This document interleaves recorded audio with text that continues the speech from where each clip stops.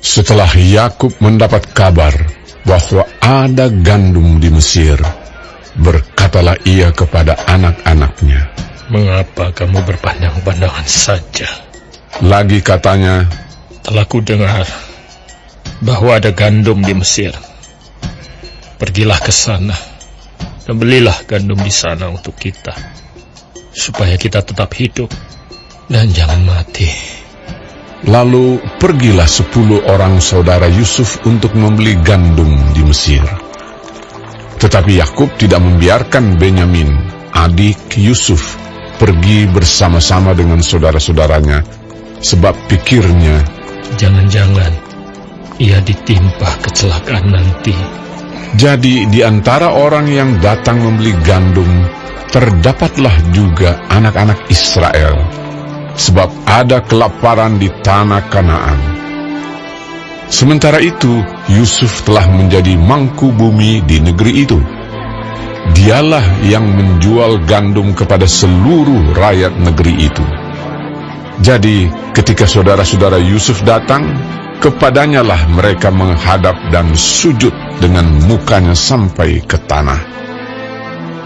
Ketika Yusuf melihat saudara-saudaranya, segeralah mereka dikenalnya.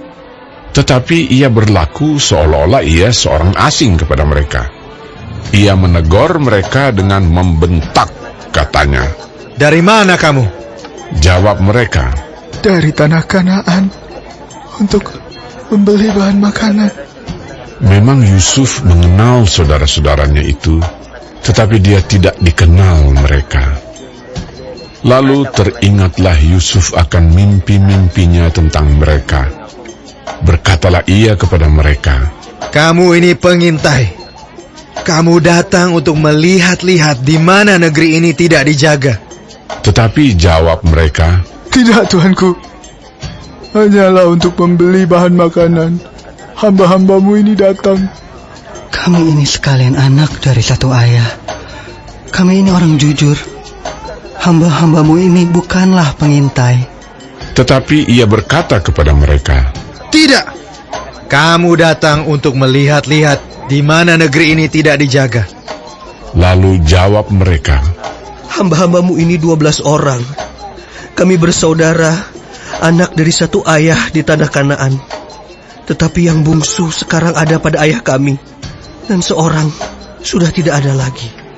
Lalu kata Yusuf kepada mereka, "Sudahlah, seperti telah kukatakan kepadamu tadi, kamu ini pengintai. Dalam hal ini juga kamu harus diuji. Demi hidup Firaun, kamu tidak akan pergi dari sini jika saudaramu yang bungsu itu tidak datang kemari. Suruhlah seorang daripadamu untuk menjemput adikmu itu. Tetapi kamu ini harus tinggal terkurung di sini.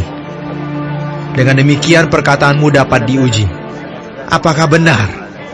Dan jika tidak, demi hidup Firaun, sungguh-sungguhlah kamu ini pengintai." Dan dimasukkannya mereka bersama-sama ke dalam tahanan 3 hari lamanya. Pada hari yang ketiga berkatalah Yusuf kepada mereka, "Buatlah begini, maka kamu akan tetap hidup. Aku takut akan Allah. Jika kamu orang jujur, biarkanlah dari kamu bersaudara tinggal seorang terkurung dalam rumah tahanan.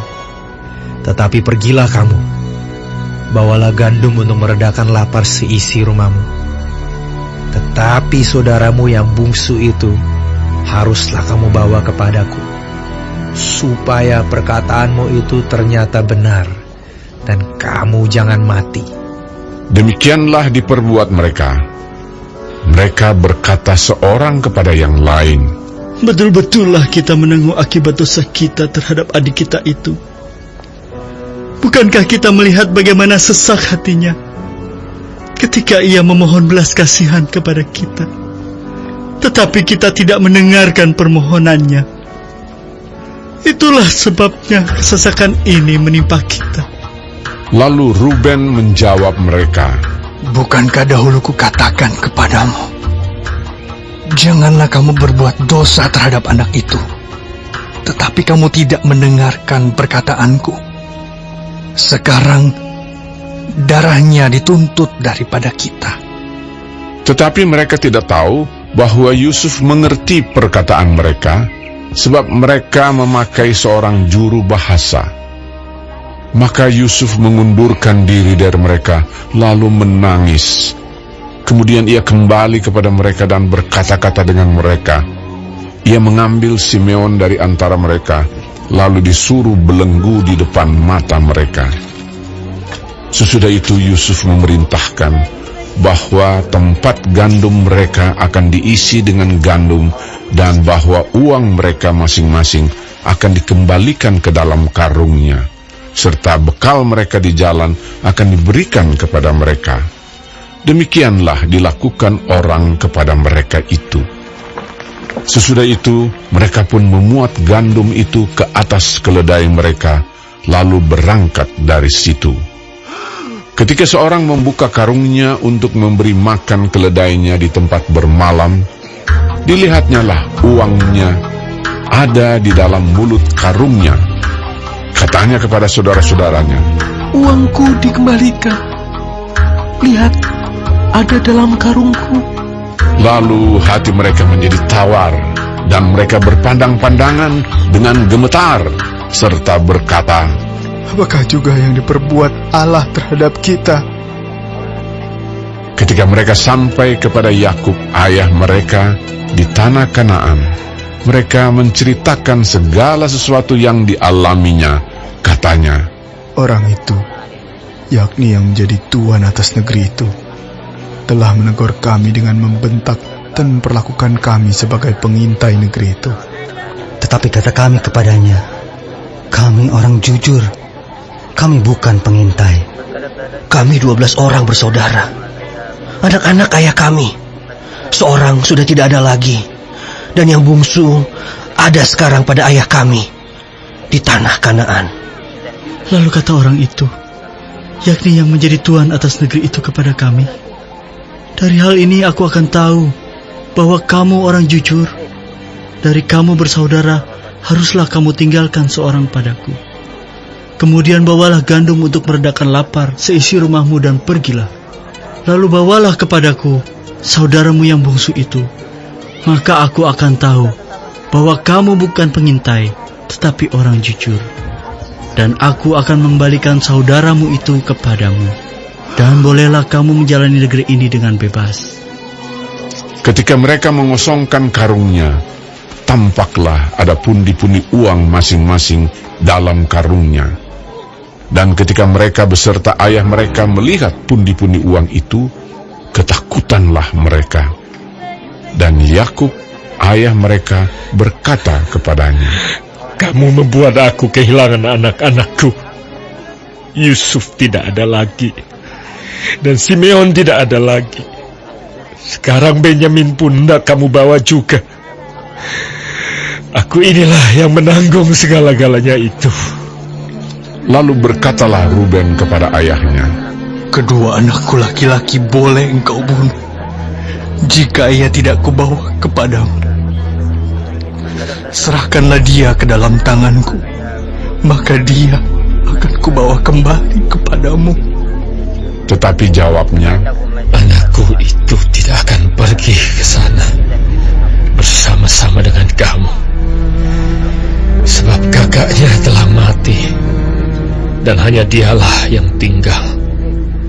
Jika dia ditimpa kecelakaan di jalan yang akan kamu tempuh, maka tentulah kamu akan menyebabkan aku yang ubanan ini turun ke dunia orang mati karena duka cita.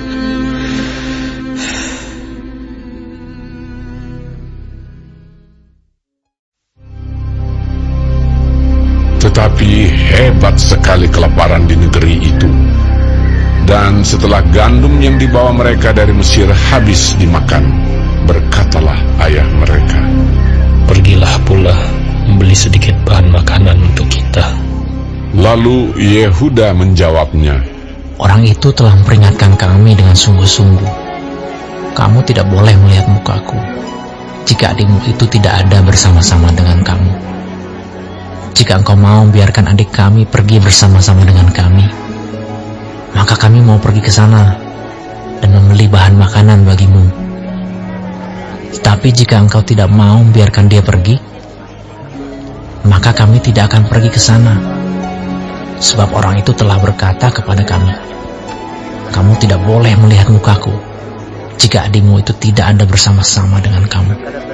Lalu berkatalah Israel, Mengapa kamu mendatangkan malapetaka kepadaku dengan memberitahukan kepada orang itu bahwa masih ada adikmu seorang? Jawab mereka, Orang itu telah menanyai kami dengan seksama tentang kami sendiri dan tentang sanak saudara kita. Masih hidupkah ayahmu? Adakah adikmu lagi?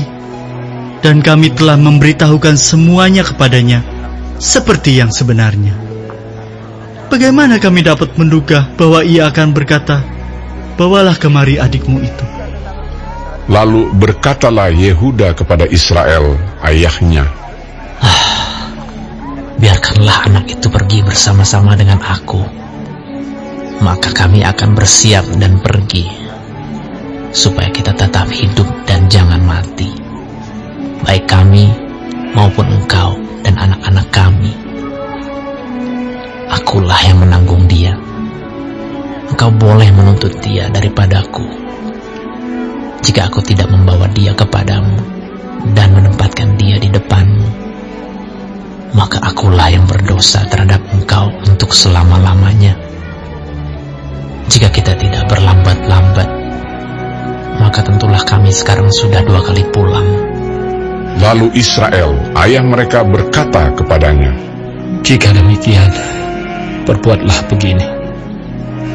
Ambillah hasil yang terbaik dari negeri ini dalam tempat gandummu, dan bawalah kepada orang itu sebagai persembahan sedikit balsam dan sedikit madu, tamar dan tamar ladan, buah kemiri dan buah badam. Dan bawalah uang 2 kali lipat banyaknya,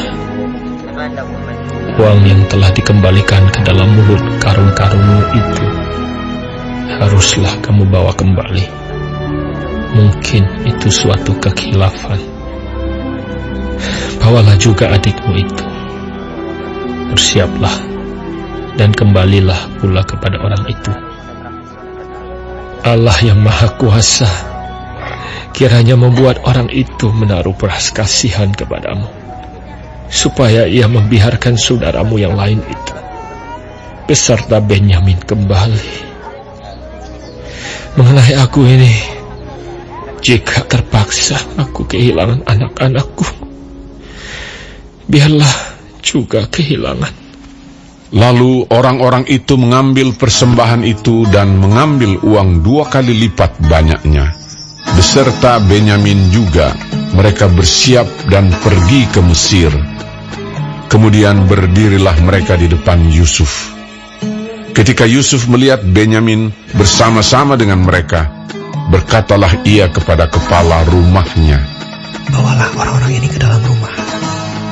Sembelihlah seekor hewan dan siapkanlah itu, sebab orang-orang ini akan makan bersama-sama dengan aku pada tengah hari ini. Orang itu melakukan seperti yang dikatakan Yusuf, dan dibawanyalah orang-orang itu ke dalam rumah Yusuf. Lalu ketakutanlah orang-orang itu karena mereka dibawa ke dalam rumah Yusuf. Kata mereka, Yang menjadi sebab kita dibawa ke sini ialah perkara uang yang dikembalikan ke dalam karung kita pada mulanya itu, supaya kita disergap dan ditangkap, dan supaya kita dijadikan budak, dan keledai kita diambil. karena itu mereka mendekati kepala rumah Yusuf itu dan berkata kepadanya di depan pintu rumah, Mohon bicara, Tuan. Kami dahulu datang kemari untuk membeli bahan makanan. Tetapi ketika kami sampai ke tempat bermalam dan membuka karung kami, tampaklah uang kami masing-masing dengan tidak kurang jumlahnya ada di dalam mulut kami. Tetapi sekarang kami membawanya kembali. Uang lain kami bawa juga kemari untuk membeli bahan makanan. Kami tidak tahu siapa yang menaruh uang kami itu ke dalam karung kami. Tetapi jawabnya, Tenang sajalah, jangan takut. Allahmu dan Allah Bapamu telah memberikan kepadamu harta terpendam dalam karungmu. Uangmu itu telah kuterima. kemudian dikeluarkannyalah Simeon dan dibawanya kepada mereka. Setelah orang itu membawa mereka ke dalam rumah Yusuf, diberikannya air supaya mereka membasuh kaki, juga keledai mereka diberinya makan. Sesudah itu mereka menyiapkan persembahannya, menantikan Yusuf datang pada waktu tengah hari, sebab mereka telah mendengar bahwa mereka akan makan di situ. Ketika Yusuf telah pulang, mereka membawa persembahan yang ada pada mereka itu kepada Yusuf di dalam rumah, lalu sujud kepadanya sampai ke tanah. Sesudah itu ia bertanya kepada mereka apakah mereka selamat. Lagi katanya, Apakah ayahmu yang tua yang kamu sebutkan itu selamat? Masih hidupkah ia? jawab mereka, Hambamu, ayah kami, ada, selamat, ia masih hidup. Sesudah itu berlututlah mereka dan sujud. Ketika Yusuf memandang kepada mereka, dilihatnyalah Benyamin adiknya yang seibu dengan dia. Lalu katanya, Inikah adikmu yang bungsu itu yang telah kamu sebut-sebut kepadaku? lagi katanya, Allah kiranya memberikan kasih karunia kepadamu, anakku. lalu segeralah Yusuf pergi dari situ, sebab hatinya sangat terharu merindukan adiknya itu, dan dicarinyalah tempat untuk menangis. Ia masuk ke dalam kamar, lalu menangis di situ. Sesudah itu dibasuhnyalah mukanya, dan ia tampil keluar. Ia menahan hatinya dan berkata, Hidangkanlah makanan. lalu dihidangkanlah makanan bagi Yusuf tersendiri, bagi saudara-saudaranya tersendiri, dan bagi orang-orang Mesir yang bersama-sama makan dengan mereka itu tersendiri. Sebab orang Mesir tidak boleh makan bersama-sama dengan orang Ibrani, karena hal itu suatu kekejian bagi orang Mesir. Saudara-saudaranya itu duduk di depan Yusuf, dari yang sulung sampai yang bungsu, sehingga mereka berpandang-pandangan dengan heran.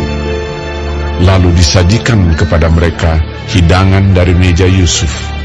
Tetapi yang diterima Benyamin adalah 5 kali lebih banyak daripada setiap orang yang lain. Lalu minumlah mereka dan bersukaria bersama-sama dengan dia.